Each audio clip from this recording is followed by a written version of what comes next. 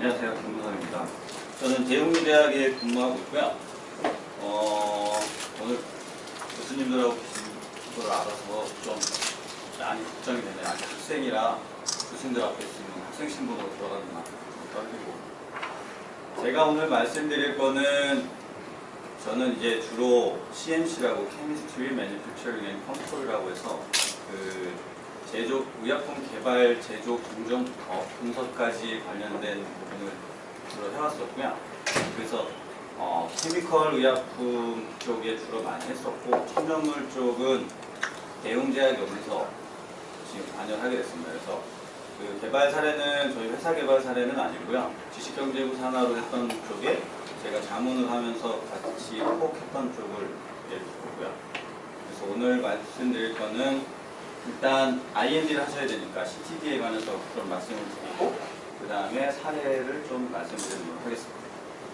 그래서 오늘 발표 내용은 이런 식으로 되어 있고요. 용어는 이렇게 됐습니다. 오늘 말씀드릴 거 IND는 다 아실 거고 CT는 유럽 쪽에 쓰는 용어고요. GTD는 Common Technical Document라고 해서 이제 그 IND 승인하시려면 하모나이즈 되어 있는 문서 양식이 있습니다. 그 문서 양식에 맞춰서 문서 작성을 하셔야 되고요. 거기 포함된 내용들이 어떤 것이 있는지, 그리고 어떤 수준의 어떤 형식으로 자료를 만들어야 좀 효과가 있는지 제 경험을 통해서 말씀을 드릴 거고요. 주로 IND에서 CMC가 담당하는 부분은 빨간색으로 칠한 부분입니다. 그래서 캘큘레이션 하셔야 되고, 그 다음에 랩 어널리시스 하셔야 되고, CMC 세션을 통해서 IND 하셔야 되고, 이 IND가 진행되는 동안의 페이스에 따라서 CMC가 계속 관여하고 있고요. 이 CMC가 끝나게 되면 서미션 하게 되고 나중에 NDA 승인을 받게 됩니다. 이런 CTD의 가장 대표적인 프로시저는 이렇게 트라이앵글로 되어 있는데요. 주로 이 부분은 임상 쪽 분야에 해당을 하는 거고요. 임상을 들어가기 전에 그 품질 평가하고 규격 선정, 그리고 어떻게 제조를 했고 어떤 식으로 의약품을 만들어서 평가를 했다라는 부분을 관여하는 부분이 모듈 3가 되겠습니다. 그래서 모듈 3에 해당하는 부분을 여러분 지금 계시는 분들께서 작성을 하시고 데이터를 잘 콜렉션 하셔야 IND 넣을 수 있는 문서를 작성하실 수 있는 거고요. 그래서 서머리 부분은 이런 식의 내용들을 포함하고 있고요. 보시면 모듈 3에는 드럭 서브스턴스라는 DS하고 DP가 나눠져 있습니다. DS는 이제 케미컬 쪽에서는 이제 합성을 한 주 원료가 되겠고요. 그래서 이제 그 의약품의 주 성분이 되는 거죠. 지금 여기 계시는 분들은 그 추출물이나 아니면 탕을 이렇게 데웠을 때 탕 속에 이렇게 탕약제에 우러나오는 그 주 성분이 DS라고 생각하시면 되고요. DS에 해당하는 부분은 이렇게 7개의 세션으로 나눠져 있습니다. 그래서 앞부분하고 원료에 대한 부분이 어떻게 제조를 했고 어떻게 이 성분들이 특성화 구조적으로 어떻게 이루어져 있고 이것들의 품질을 어떻게 관리할 거고 어떻게 보관하고 안정성은 어떻게 유지되고 있는지 이 안정성을 가지고 이 약품의 유효기간을 선정하게 되는 거고요. 그래서 조금 다르긴 하겠지만 천연문 쪽에서 좀 많이 고려하셔야 되는 게 DS의 구조 분석인데 합성하는 쪽은 단일 성분이나 만화의 수성분 이렇게 되어 있지만 천연물 하시거나 한방을 하시는 부분은 다 성분이기 때문에 이런 구조 분석 쪽에 좀 많이 힘든 부분이 있으실 거고요. 이러한 추출물을 가지고 구성물을 가지고 이제 저희가 직접 먹을 완제를 만드는 부분이 DP가 되겠고요. DP 역시 보시는 것처럼 이렇게 8개로 나눴는데 차이가 있는 건 아까는 주성분이기 때문에 그냥 주성분만 썼지만 여기는 이제 부영제가 들어가야 돼요. 부영제 파트가 있어서 하나 더 들어가기 때문에 8개 파트로 나눠져 있고요. 여기도 역시 안정성이 있고요. 이 부분에서 중요하게 되는 부분은 어떻게 디벨롭먼트 했는지, 즉 부영제하고 어떤 조합을 통해서 어떻게 완제 개발했는지가 이슈가 되겠고요. 그 제조 공정이 어떻게 되고 그 부영제는 어떻게 선정을 해서 관리를 하고 완제는 어떻게 관리를 하는지 이 부분이 주요하게 다뤄지는 분야가 되겠습니다. 그래서 이런 걸 좀 중요한 부분만 몇 가지 따로 또 설명을 드리면 그 매뉴팩처 부분에서 중요한 거는 플로우 차트인데요. 여러분들 아시는 것처럼 이 제조 공정 있잖아요. 이렇게 삼각형 이렇게 마름모가 있고 결정 파트가 있고 예스와 노가 있는 것처럼 이 부분에 따라 설명을 드리겠지만 제조 공정이 있습니다. 원료를 투입하고 뭐 추출을 하고 추출할 때 용매는 뭐를 쓰고 어떤 시간 동안 교반을 해서 어떻게 하고 이런 제조 공정이 있는데 기존에는 이 부분이 굉장히 노하우 부분이기 때문에 그냥 그래프하게 작성했어요. 그냥 투입, 그 다음에 추출, 용매 EA, 뭐 핵산 이렇게 넣었는데 이제는 그렇게 내시면 안 되고요. 이 제조 공정은 누가 봐도 뭘 언제 넣고 온도는 어떻게 했고 추출은 어떻게 했구나라는 것처럼 매우 상세하게 기재가 되어 있어야 되는 거고요. 그건 뒷부분에 보여드리도록 하겠습니다. 그래서 그런 부분이 중요하게 되어 있고요. 크리티컬 스텝은 이제 내가 가지고 있는 DS, 즉 API의 품질에 영향을 줄 수 있는 단계. 즉 예를 들면은 여러분들 이렇게 끓이셔가지고 상제를 끓이셔가지고 이렇게 받아내고 있는데 온도가 너무 높아버리면 주성분이 깨진다.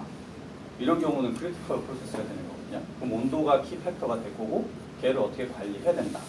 라는 것들이 크리티컬 파라미터가 되겠고요. 그 부분이 어떻게 관리되고 있고 정의되어 있는지도 굉장히 중요한 부분이고요. 중간체들을 어떻게 품질 관리했느냐. 또 제조 공정의 히스토리가 어떻게 관리되고 있느냐. 이게 중요한 부분이고요. 그 다음에 구조 분석에서 또 하나 중요한 거는 지금 케미컬에서는 가장 중요한 부분이 임퓨리티예요. 그래서 합성에 의해서 제조 공정 중에 생기느냐, 즉 반응 중에 생기는 건지 아니면 반응 중에 깨져서 아니면 보관 중에 깨져서 생기는 임퓨리티인지. 그런데 천연물 할 때는 이게 좀 어려워요. 왜냐하면 지표물질을 뒤에서 설명드리겠지만 천연물이나 한방제 같은 경우는 활성 성분을 꼭 규명할 수는 없는 상황이 많거든요. 그럴 경우에는 활성 성분을 주성분으로 잡는 게 관리로 잡는 게 아니라 지표 성분을 관리를 해서 성형을 해서 관리를 하게 돼 있어요. 근데 사례가 어떤 사례가 있냐면 지표 성분을 관리를 했는데 이 데그레이션 조건에다 집어넣었더니 지표 성분이 커져 버렸어요.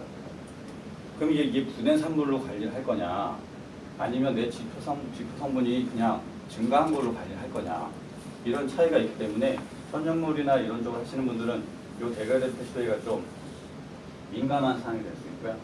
프로세스 임퓨리티는 저희보다는 천연물 하시는 분이 굉장히 많이 신경을 쓰셔야 돼요. 즉 왜냐하면 제조 공정에서 사용되는 용매는 거의 결정화를 통해서 솔리드로 뽑아내는 거거든요. 주사제를 제외하고 나서는. 그렇기 때문에 잔용매를 건조를 하던 뭘 하던 최대한 많이 날려보낼 수가 있어요. 하지만 그냥 단순히 동결건조나 과립을 잡는 단계에서의 잔용매는 관리가 굉장히 어렵습니다. 근데 이 잔용매를 관리하지 않으면 인체에 굉장히 유해하기 때문에 추출한 용매들, 즉 주성분을 추출하고 건조하고 이런 단계에서 잔용매들이 어떻게 관리되고 있는지 굉장히 신경을 쓰셔야 되고 또 하나는 이제 포장재.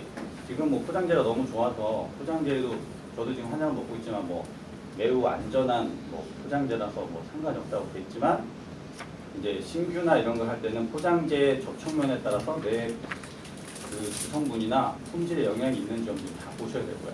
보관 중에 문제가 있는지 없는지.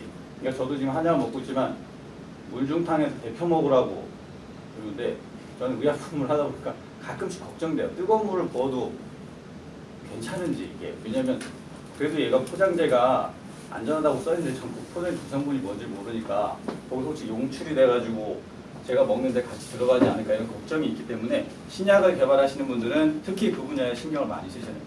내가 이 포장재가 굉장히 안정한 포장재이더라 하더라도 내 성분하고 컨택이 되거나 이렇게 리첩을 했을 때 아무런 영향이 없는지에 대한 테스트도 많이 하셔야 되고요. 그리고 요거는 이제 그 주성분에 대한 물성 자료니까 이런 게 있다고 그냥 보시면 되고요.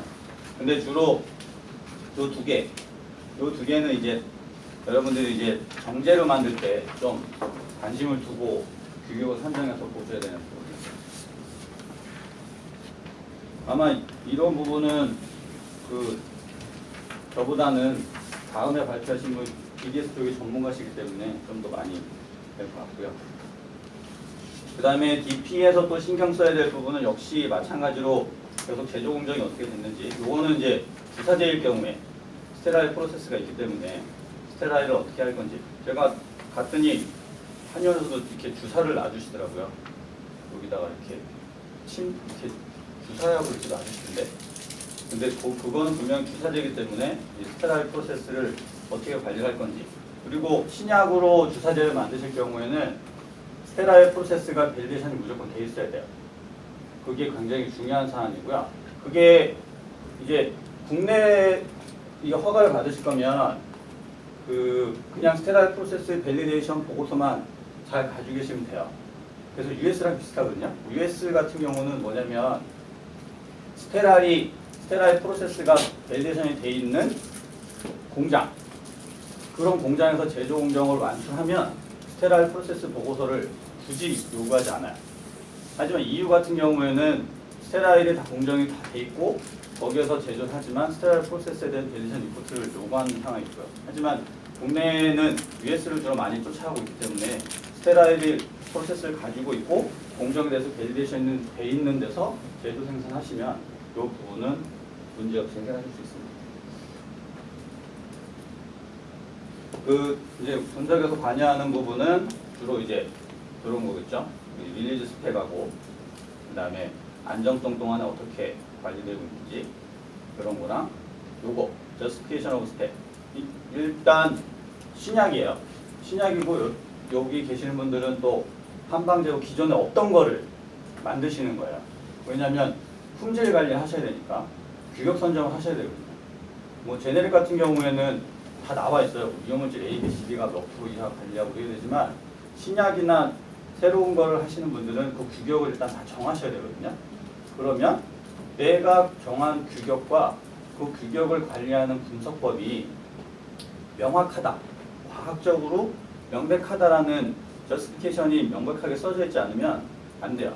그래서 내가 이 규격을 선정한 과학적인 근거, 그리고 내가 이렇게 품질을 관리하게 된 규격 선정 근거, 이런 것들을 명백하게 잘 가지고 있으셔야 되고요. 그 신약을 할 때 이런 부분이 굉장히 어렵기 때문에 대표적으로 할 수 있는 거는 여러 배지를 생산을 하시는 거예요.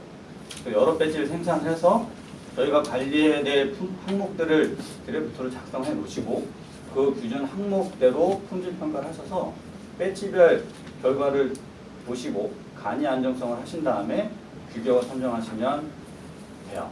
대표적으로 제가 미국에 신약 넣을 때는 이런 규정이 가이드라인이 없어서 10배지 이상 정도, 10에서 15배지 정도를 가지고 규격 선정을 했고요. 그거에 대해서는 별로 문제를 삼지 않았고, 그다음 안정성 데이터랑 가업 데이터 첨부해서 이 정도 안정성 범위에 있으면 문제가 없다는 걸 넣었기 때문에 이런 부분은 신약을 하시는 분들은 배지 스토리 관리를 잘 하시고 그 배지마다 품질 평가를 잘 하셔서 그거를 테이블에 놓고 쭉 정리하신 다음에 위아래 범위에 대한 규격을 선정하시면 아마 좋은 결과를 보실 수 있을 겁니다. 그리고 이 부분은 이제 스토리지에 관한 건데요. 아까 말씀드린 거지만 그 어떻게 포장하고 어떤 음료를 쓰는지랑 거기에 대한 이슈어블티스가 중요한 거고요. 이 부분이 아까 말씀드렸지만 케미컬 분야에서는 굉장히 중요하지만 천연물하고 한방 쪽에서는 조금 아직 이슈가 되고 있는 그런 분야입니다.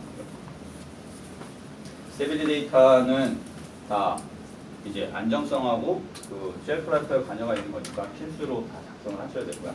근데 요즘에는 예전에는 이런 허가 자료들을 다 이렇게 쓰는 형식이었어요. 뭐 어디에다 보관하고 어쨌든이 뭐 안정성이 어떻게 됐고 그래서 이렇게 보관을 이렇게 했다지만 지금은 점점 서머리 형식의 테이블로 되어 있어요. 그래서 간략하게 씁니다. 24개월 동안 보관했지만 유의적인 차이를 확인하지 못했음이라고 쓰고 밑에는 다 테이블로 결과가 들어가게 되어 있어요. 그래서 테이블 형식의 서머리 형식으로 결과를 정리하시는 포맷을 사용하시면 되고요. 그 다음에 이거는 이제 공장 쪽에 GMP 상황으로 넘어가게 되면 왜냐하면 임상에 투여할 약품은 연구소에서 생산할 수가 없거든요.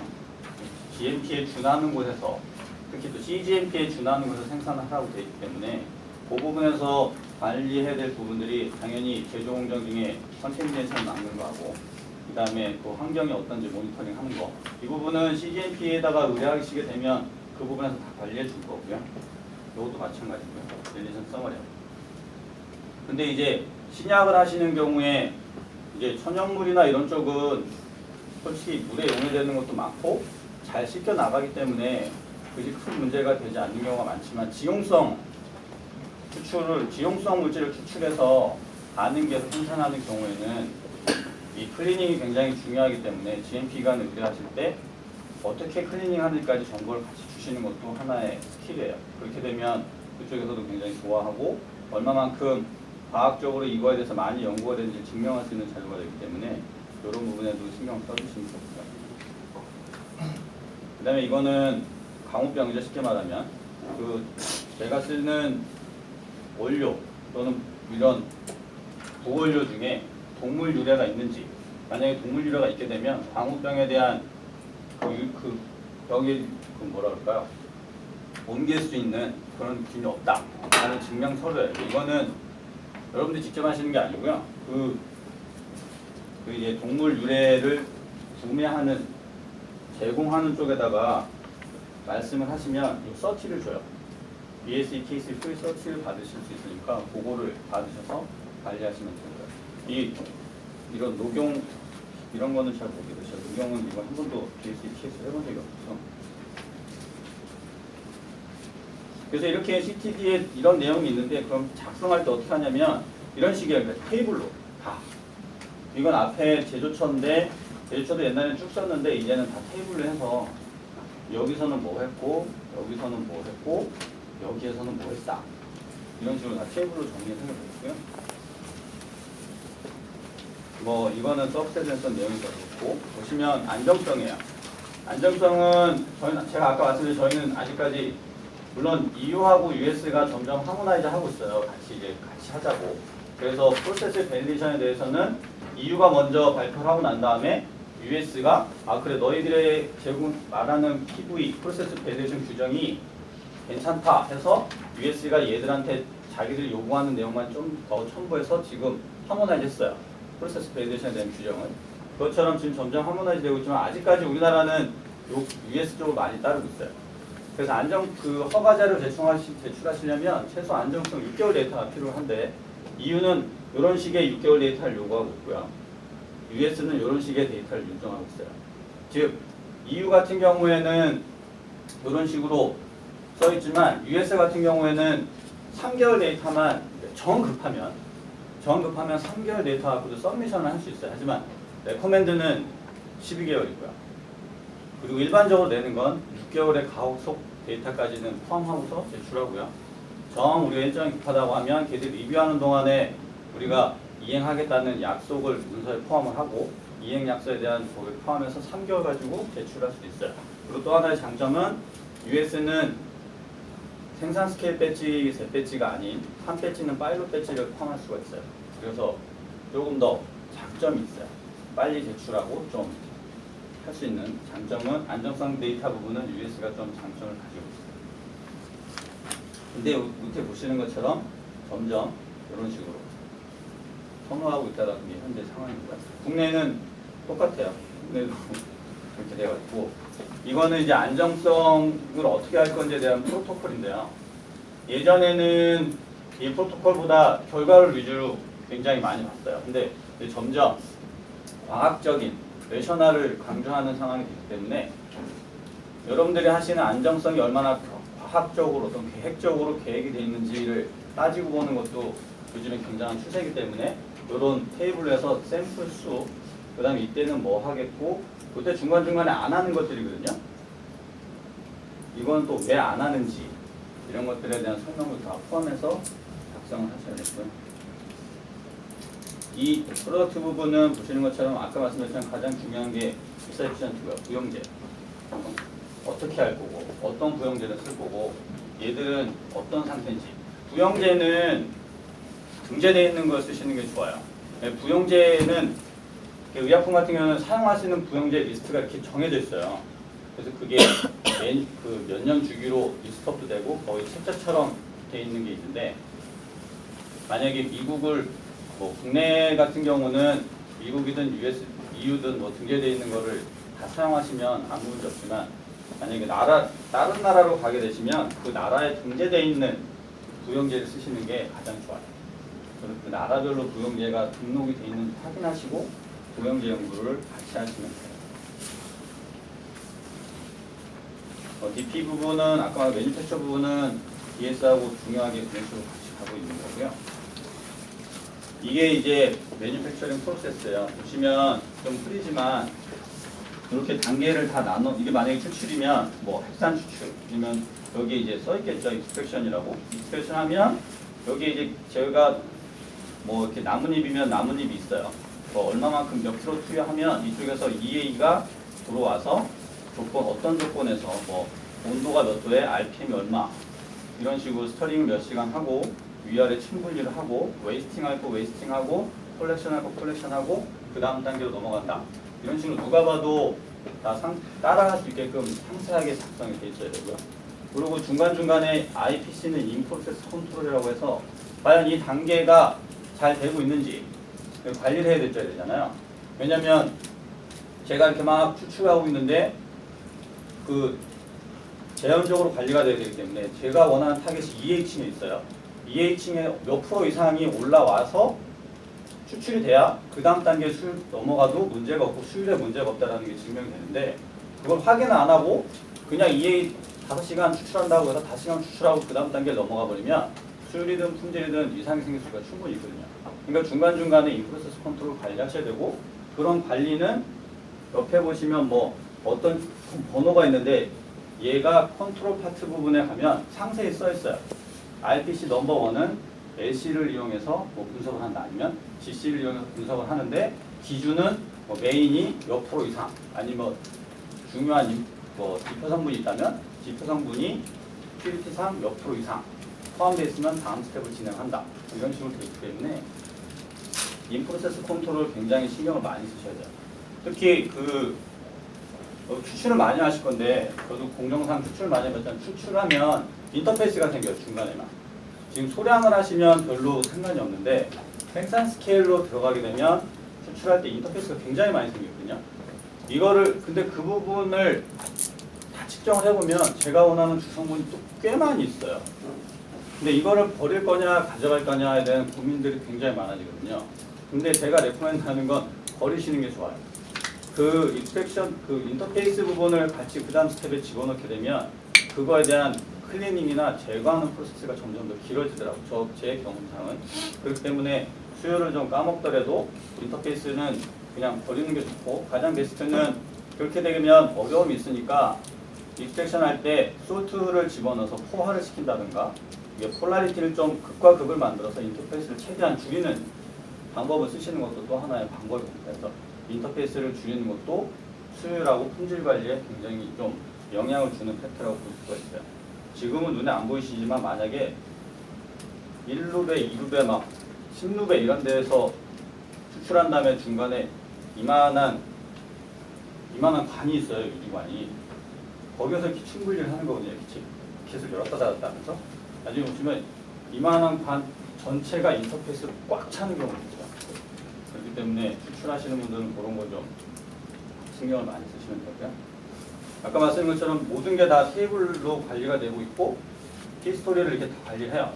그러니까 얘 완제를 만들었을 때는 언제 만들었는데 뭐 한 대 썼고 뭐 한 대 썼고 품질이 얼마고 이런 품질 평가들이 다 히스토리로 남아 있어야 나중에 아까 말씀드린 것처럼 얘의 규격은 이렇게 잡았고 관리하는 대상의 관리하는 품질의 항목들은 이거다라는 게 선정이 되기 때문에 이런 식으로 관리하고 분석하시면 돼요.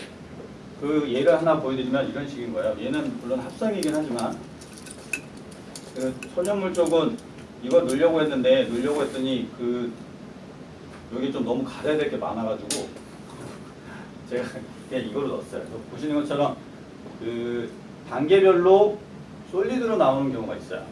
만약에 그냥 계속 추출로 쭉 가시면 액상으로 쭉 가시면 규격을 굳이 선정하지 않고 인프로세스만 관리하셔도 돼요. 그냥 인프로세스 컨트롤만 해서 2단계까지 가고 그 다음 단계 가고 그 다음 단계 가고 최종에서 관리한다. 근데 가장 베스트는 최종의 바로 전 단계에서는 액상으로 가더라도 드래프트 규격을 관리하시는 게 좋고요.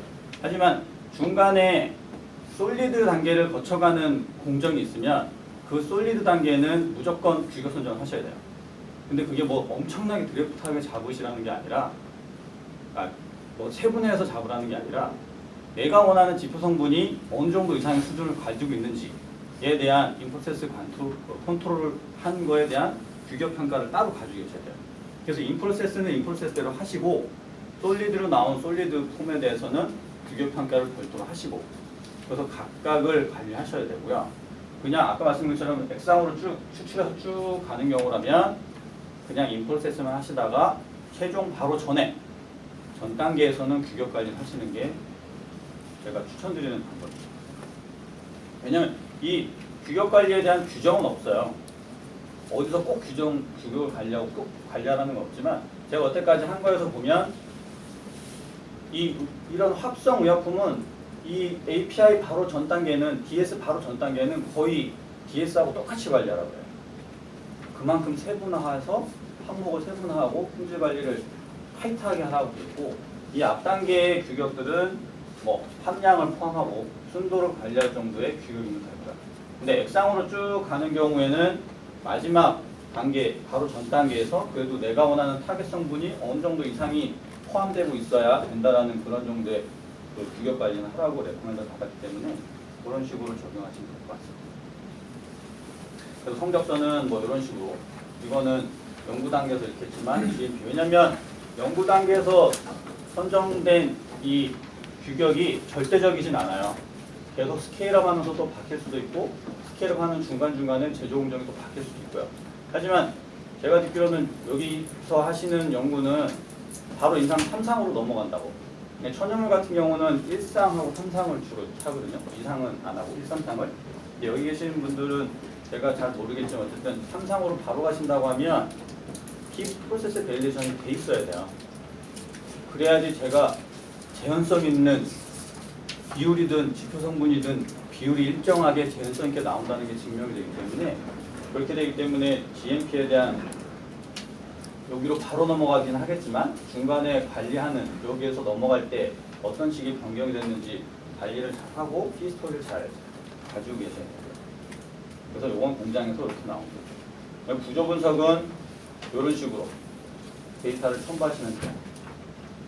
주로 많이 하는 게 이제 EA 들어가고요. IR, UV, XRD, NMR, NMR 두 개, 그다음에 S. 이 정도의 데이터만 넣으시면 구조 분석은 데이터로 충분하고요. 근데 이제 천연물은 이 문제가 지표 성분을 잡았는데 외부에서 구할 수 없는 저도 해봤지만 외부에서 구할 수 없는 지표 성분이 없으면 이게 굉장히 어려워요. NMR이 양이 많이 들어가기 때문에. 그래서 요즘엔 NMR이 하도 좋아서 그냥 잘 되지만 일단 거의 그래도 NMR 데이터가 못 제출했었는데 나중에 내려가서 저도 어쩔 수 없이 내긴 냈거든요. 근데 거의 필수라고 보시면 되는 게 MES, NMR, UV, IR 요거는 거의 필수적으로 데이터를 내셔야 된다고 생각하십니다. 이거는 이제 워킹 스탠다드죠. 왜냐하면 지표 성분을 선정을 하셨잖아요. 그러면 정량적인 관리를 하실 거거든요. 정량 관리를 하시려면 워킹 스탠다드가 있어야 돼요. 그러니까 저희가 이제 구매할 수 있는 거면 구매해서 그걸 워킹으로 관리하면 되지만 구매할 수 없는 경우에는 저희가 직접 만들어서 제조 관리를 하는 규정을 주시고 거기에 맞춰 제조 과정을 통해서 관리하시고 걔를 가지고 성분의 정량 분석을 하셔야 되기 때문에 워킹 스탠다드 관리를 하셔야 되고요. 인피니티는 이런 식의 테이블로 정리해서 하지만 천연물에서는 제가 인피니티 관리는 별로 안 썼어요. 왜냐하면 너무나 많은 성분이 있기 때문에 어떤 게 인피니티인지 모르거든요. 그래서 이 부분은 거의 스킵하고 넘어가는 경험이 있고 저희는 제가 한 경험 중에 하나는 저희가 그 추출할 때 컨터미네이션 되는 영향이 있어서 그 부분에 대한 인피니티는 인피니티를 관리하고 처리를 했지만 그 외에 천연물 할 때는 인피니티 관리는 별도로는 하진 않았어요. 그래서 이게 이제 여러분들이 신약을 개발하시면 작성하셔야 될 시스템이고요. 물론 CTD 포맷은 이렇게 되어 있지만 천연물의 경우에는 몇 가지는 상황에 따라 삭제하고 스킵하고 넘어가는 분야도 있어요. 그리고 작성하는 사례도 약간씩은 좀 너무나 과학적일 수 없는 부분들이 있기 때문에 내셔널로 이렇게 처리하고 넘어가는 부분입니다. 그래서 천연물 가이드라인 보면 이렇게 되어 있어요. 보시는 것처럼 뭐 알려지지 않았거나 보증할 수 없는 경우 그럼 어떻게 한다? 분석적으로 유용한 지표 성분을 지정해서 관리하는데 문제는 이 지표 성분이 활성을 대표하는 성분이면 걔를 따로 관리를 해야 되지만 지표 성분이 활성을 대표할 수 없는 성분일 경우에는 보시는 것처럼 뭐 일단 여기 보시면 다음 장이 있나? 지표 성분을 해서 세 개 정도를 선정해서 관리하시면 되고요. 가장 중요한 건 천연물에서 그렇기 때문에 가장 중요한 건 이거예요. 보시는 것처럼 조성과 비율을 일정하게 관리하는 거예요. 즉 내가 정한 규격에 맞게끔 해당 조성물들이 다 포함되고 있고 그 비율이 일정하게 관리되고 있는지가 천연물의 그 품질을 관리하는 데 가장 중요한 필수 요소고요. 보시는 것처럼 그 방법의 성분 프로파일은 LC법으로 하라고 되어 있고 물론 LC가 아닌 GC를 쓰셔도 되고요. 어쨌든 크로마토그램 기법을 이용해서 하시면 되고요. 또 나오지만 조성 또는 로트 간의 일관성을 평가하는 기준이 있어야 됩니다. 그래서 제가 천연물 할 때 가장 힘들었던 건 일정하게 안 돼요. 왜냐면 이쪽 지역의 나무하고요, 경상도 지역의 나무하고요, 전라도 지역의 나무를 하면 달라요. 이 조성 비율이. 그리고 같은 지역이라도 봄에 한 거랑 또 계절별로 차이가 있는 경우도 있고요. 그래서 그런 경우는 어쩔 수 없어요. 진짜 전 두 가지를 택했는데요. 하나는 양이 많은 쪽에서 구매할 수 있으면 딱 그냥 그때는 저도 신약이었으니까 뭐 제조공정 크게 하는 거는 그때는 생각을 안 했어요. 왜냐면 신약이니까 재현성이 제일 중요해서 그때는 어떻게 했냐면 딱 그것만 주세요. 그 지역에 그거 나오는 것만 주세요 라고 해서 일상을 집어넣고요. 제조공정 크게까지 하는 거에 스케일 할 때는 다 받았어요. 다 받아가지고 공통적으로 있는 애를 지표 성분으로 잡았고요. 그 공통적으로 있는 것 중에서 가장 낮게 함유되어 있는 거를 최저 기준으로 잡았어요.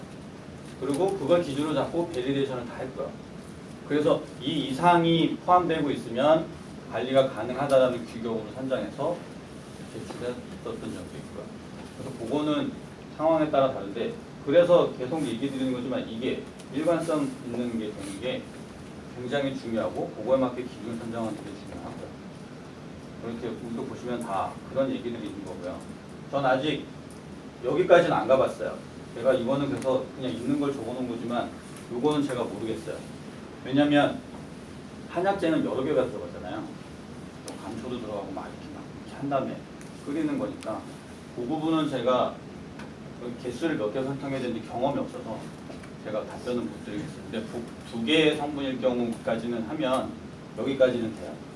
말씀드린 것처럼 N 플러스 2 여기까지는 저도 해봤지만 두 성분 넣어서 추출하는 거 근데 그 이상은 저도 안 해봤기 때문에 그거는 모르겠습니다. 죄송합니다. 그리고 생약 추출물에서 중요한 거는 아까 말씀드린 기준 설정하려면 이런 게 특성이 있어야 되고요. 독성 성분이 있으면 이게 알려진 게 있으면 얘 각각을 가지고 기준 설정을 하는 거고요.